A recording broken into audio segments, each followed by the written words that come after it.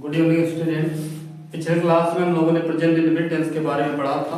आज मैं आप लोगों को प्रेजेंट कंटीन्यूअस टेंस के बारे में बताता हूँ। जैसे प्रेजेंट कंटीन्यूअस टेंस की पहचान होती है, हिंदी वाक्यों के अंत में रहा है, रही है, रहे हैं, रहा हूँ आदि शब्द आते हैं और कार्य का वर्तमान में जारी होना पाया जाता है। इसकी हेल्पिंग वर्ब जान लेते हैं। हेल्पिंग वर्ब इसका होता है इज, एम, आर। इसके तीन हेल्पिंग वर्ब हैं, इज, एम, आर।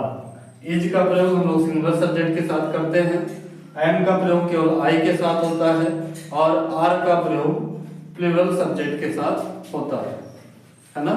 तो मैं आप लोग को एक नोट बता देता हूं। आई के साथ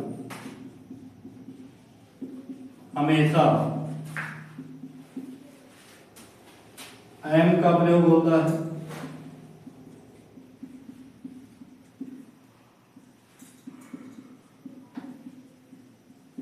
तथा वी और यू के साथ हमेशा आर का प्रयोग होता है। ये नोट आप लोगों को याद रखना है कि आई के साथ हमेशा एम का प्रयोग होता है और वी तथा यू के साथ हमेशा आर का प्रयोग होता है। बाकी अगर कोई भी सिंगुलर सब्जेक्ट है तो उसके साथ हम इज लगाएंगे, प्लूरल सब्जेक्ट के साथ आर लगाएंगे। ठीक है, तो मैं आप लोगों को नियम बता देता हूं। पहला, अगर अफर्मेटिव सेंटेंस है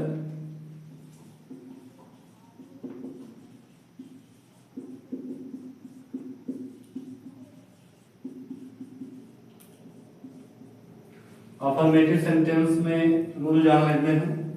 जैसे इसका पहला रूल हो जाएगा, एक ही रूल में समझ लीजिए।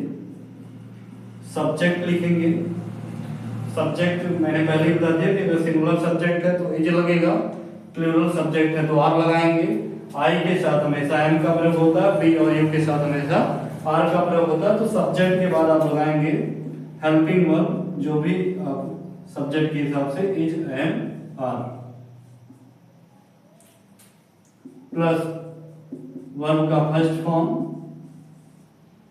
आईएनजी के साथ। वर्ब के फर्स्ट फॉर्म में आईएनजी जोड़ देंगे। बहुत से बच्चे से वर्ब का आईएनजी फॉर्म नहीं करते हैं, तो आप ऐसे भी समझ सकते हैं। वर्ब के फर्स्ट फॉर्म में आईएनजी, उसके बाद ऑब्जेक्ट,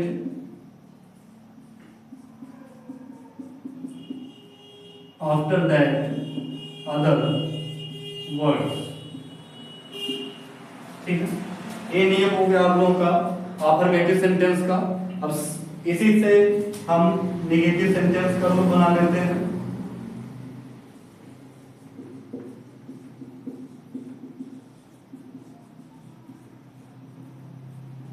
नेगेटिव सेंटेंस अगर है तो इसका रूप हो जाएगा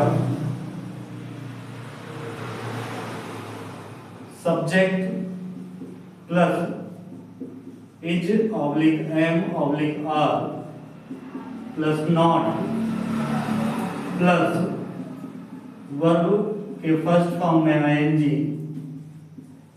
फिर ऑब्जेक्ट,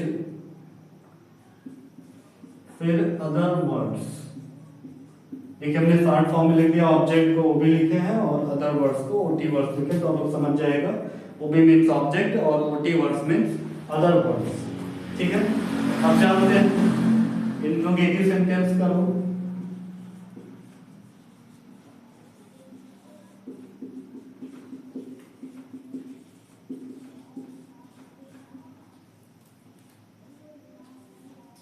अगर इंट्रोगेटिव सेंटेंस है तो इंट्रोगेटिव सेंटेंस आप लोग जानते हैं कि दो तरह का होता है। एक होता है पहला या शाब्दिक नो टाइप, दूसरा होता है डब्ल्यूएच टाइप। मैं इसके ऊपर भी एक वीडियो बना दूंगा, आप लोगों को इंट्रोगेटिव सेंटेंस का दोनों प्रकार जो होता है उसके बारे में बता दूंगा। और इनके दो प्रकार होते हैं, इसी वजह से इसमें हम दो नियम समझेंगे। जैसे पहला रूल हो जाएगा,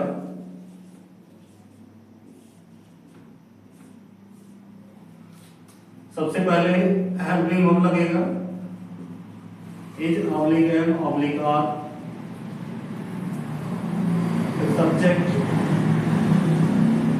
वर्ब का first form plus ING plus object plus other words plus question mark. ठीक है, ये पहला नियम हो गया जब यह शाब्दिक नो टाइप इंट्रोगेटिव सेंटेंस रहेगा, अर्थात जिस वाक्य की शुरुआत क्या से होती है, जिसका जवाब हमें हाँ या नहीं में मिल रहा है, अगर उस टाइप का इंट्रोगेटिव सेंटेंस रहेगा तो उसमें आप सभी लोग पहला नियम लगाएंगे।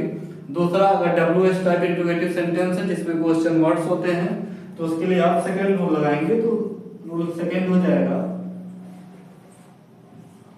क्वेश्चन वर्ड जो भी होगा हु होम व्हाट वेयर, तो सबसे पहले क्वेश्चन वर्ड लिख लेंगे, फिर आप लिखेंगे हेल्पिंग वर्ब,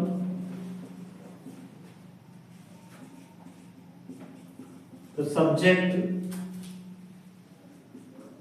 वर्ब का first form plus ING plus object plus other words, after that question mark. तो ये सभी चार प्रकार के सेंटेंस, तीन प्रकार के सेंटेंस के रूल हो गए, अफर्मेटिव सेंटेंस का, नेगेटिव सेंटेंस का और इंट्रोगेटिव नेगेटिव सेंटेंस का।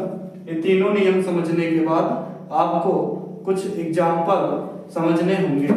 ठीक है, तो जैसे मैंने बता दिया, सबसे पहले सब्जेक्ट रहेगा, फिर हेल्पिंग वर्ब, फिर वर्ब के फर्स्ट फॉर्म में आईएनजी, फिर ऑब्जेक्ट, फिर अदर वर्ड्स। इस प्रकार से हमने तीनों सेंटेंस के नियम बता दिए हैं।